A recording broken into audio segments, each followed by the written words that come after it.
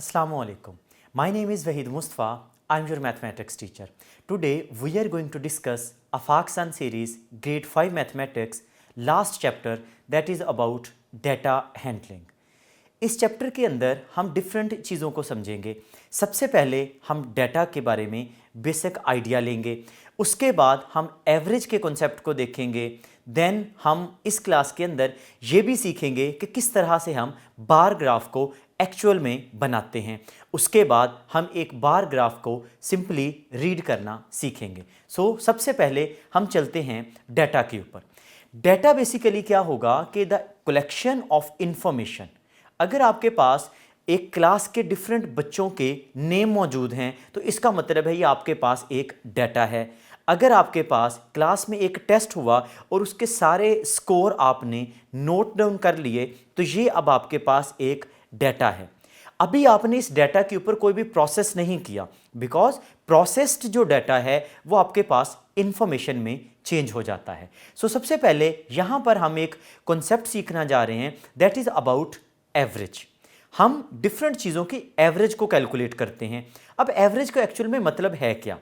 Average का मतलब ये होता है कि अगर आपके पास डिफरेंट चीज़ें दी होंगी तो आपके पास सबसे स्मॉलेस्ट और सबसे ग्रेटेस्ट, अब उनके सेंटर में कौन सी वैल्यू होगी जो स्मॉलेस्ट और ग्रेटेस्ट को कवर कर रही होगी, that concept is called average.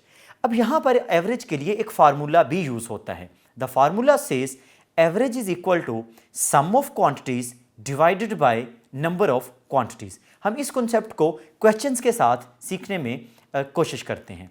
जैसे यहां पर आपके पास कुछ क्वेश्चंस हैं। हमारे पास एक चीज़ है जिसकी एवरेज 23.5 है।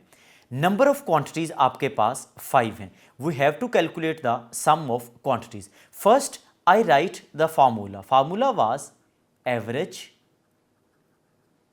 Is equal to sum of quantities divided by number of quantities. So this is the formula for average. अब यहाँ पर इस क्वेश्चन ए के अंदर अगर मैं देखूँ so average is already calculated, that is 23.5, right?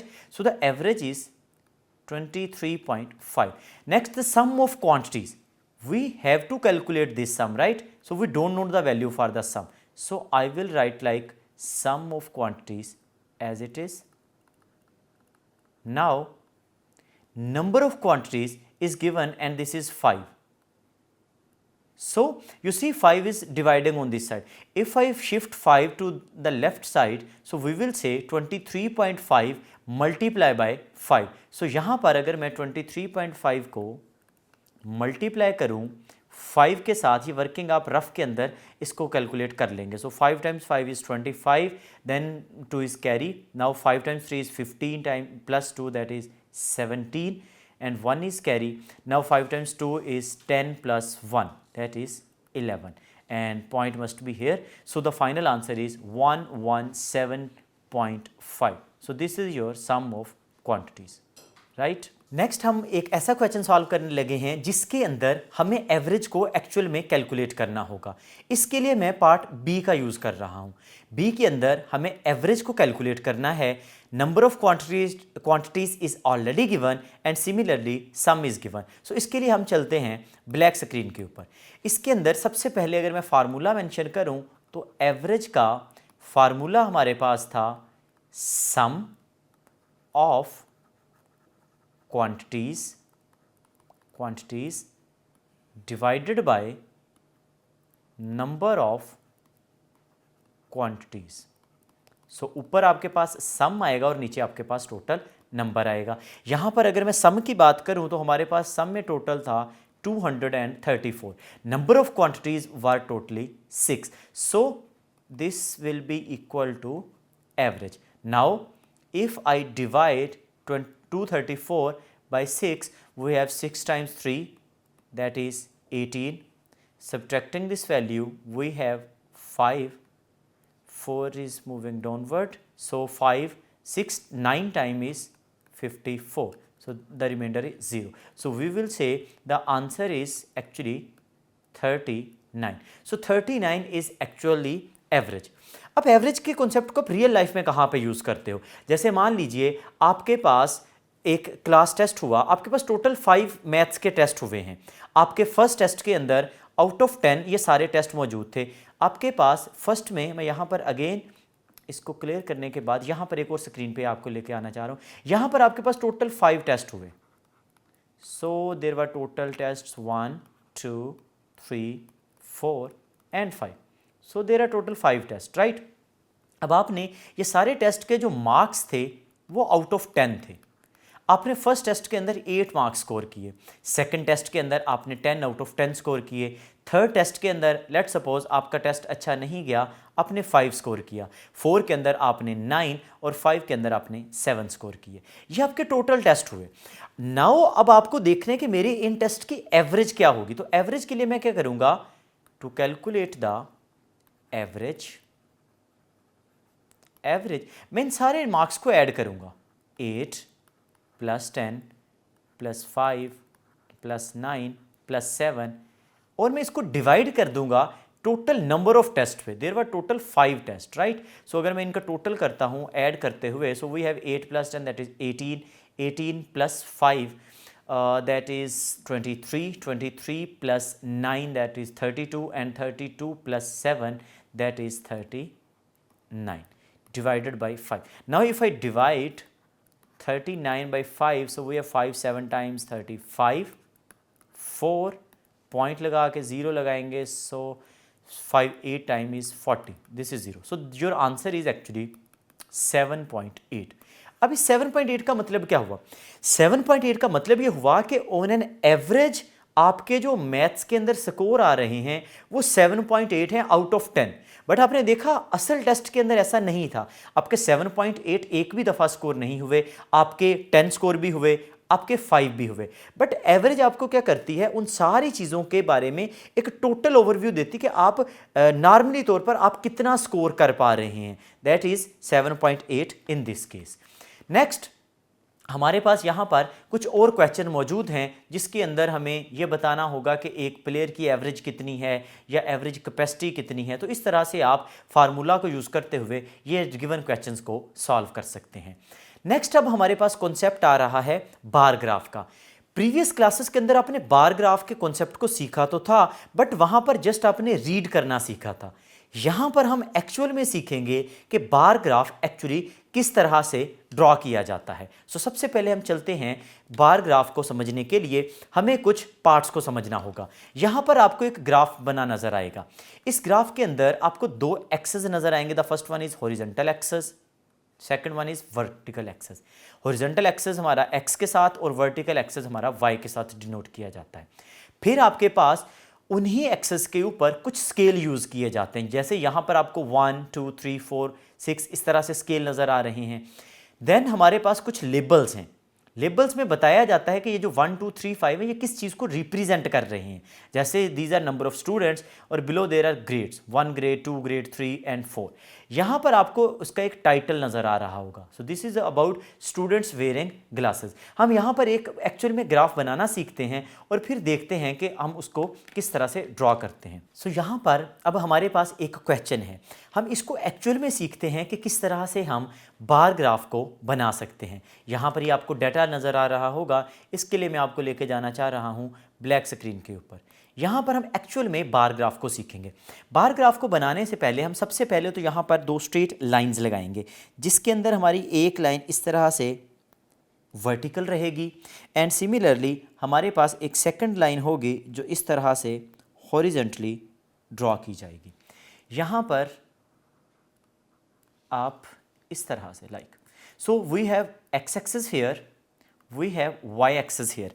X axis के ऊपर एक्चुअली आपके ट्रीज आएंगे, यहाँ पर हम ट्रीज की बात करेंगे, और वाई एक्सिस के ऊपर एक्चुअली आपके नंबर आएंगे, नंबर ऑफ ट्रीज, राइट।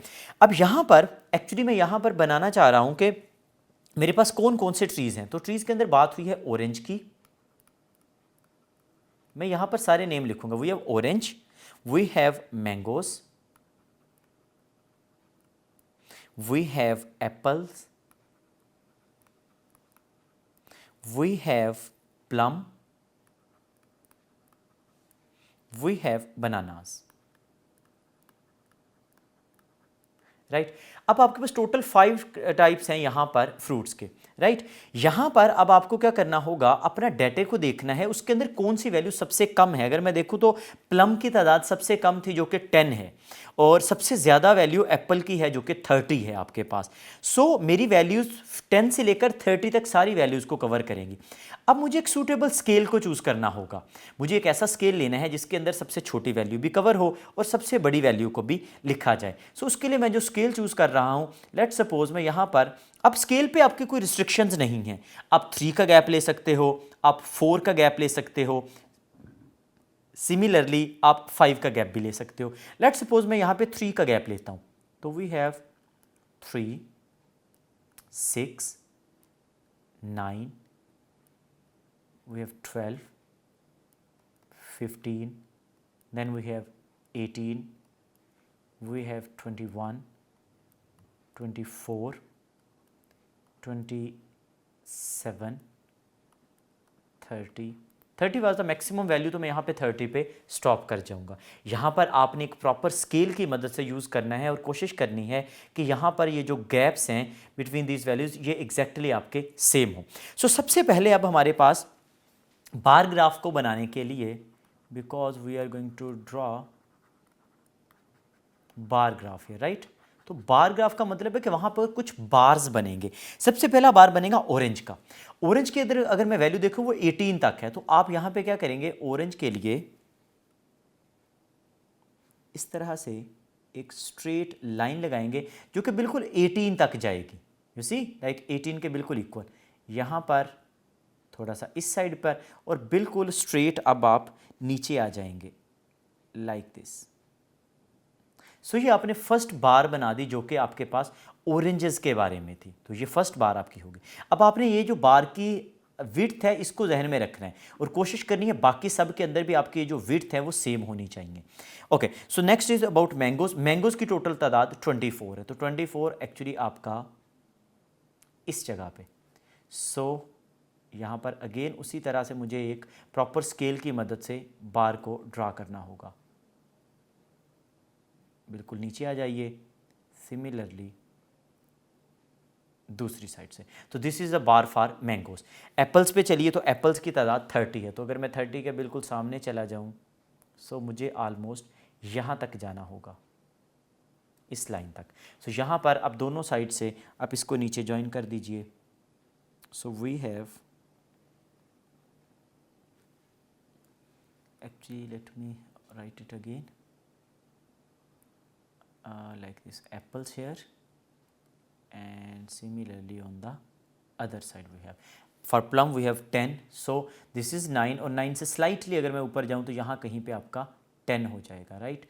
सो मैं 10 के बिल्कुल सामने एक वैल्यू लेना चाह रहा हूँ, दैट इज़ अबाउट हेयर। आप प्रॉपर स्केल की मदद से करेंगे तो ये बिल्कुल एग्जैक्टली ड्रा हो रहा होगा। सो यहाँ पर नीचे एंड सिमिलरली है।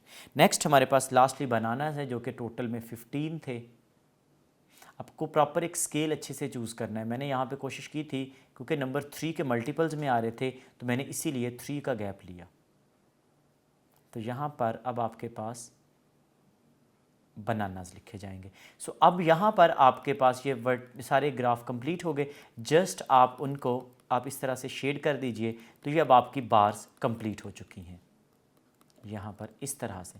बट यहाँ पर आपने कोशिश करनी है कि आपके पास जो बार्स हैं वो एग्जैक्टली सेम रहें। यहाँ पर एक और चीज़ मेंशन करेंगे, हम इसका स्केल भी लिखेंगे। स्केल के अंदर मैं ये बताऊँगा कि 1 value on y axis covers 3 trees. एक वैल्यू 3 ट्रीज़ को कवर करती है। देन हमारे पास ये basically this is called actually bar graph. अब क्योंकि आपकी जो बार्स हैं वो एक्चुअली ऊपर को बनी हुई, that is why it is called vertical bar graph. अगर वो लेफ्ट टू राइट बनती हों तो फिर हम उसको हॉरिजॉन्टल बार ग्राफ कहते हैं। सो ये सारे का सारा आपके पास था number of different fruits in a farm. So आपको वहाँ पर उसका टाइटल भी लाजमी लिखना है, that is about number of fruits in a form.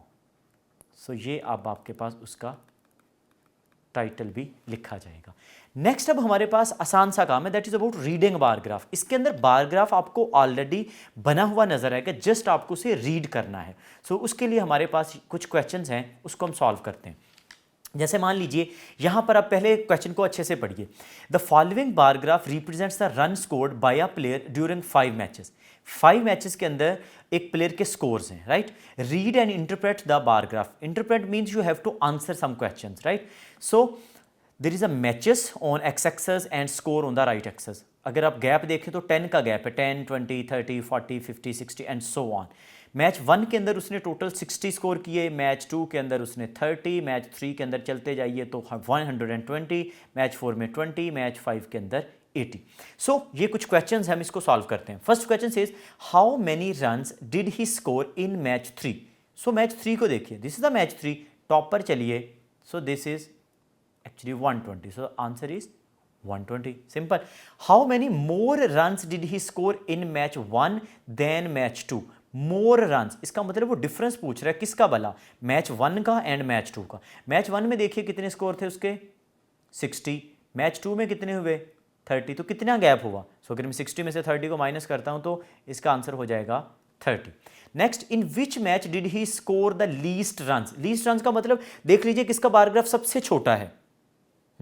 Exactly 4, match 4 देखिए सबसे छोटा ग्राफ है बेसिकली। सो दिस इज 20, तो यहां पर स्कोर किए थे 20।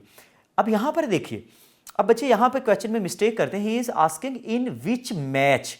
अब यहां पर मान लीजिए मैं आंसर लिखाता हूं 20, तो ये मेरा गलत हो जाएगा।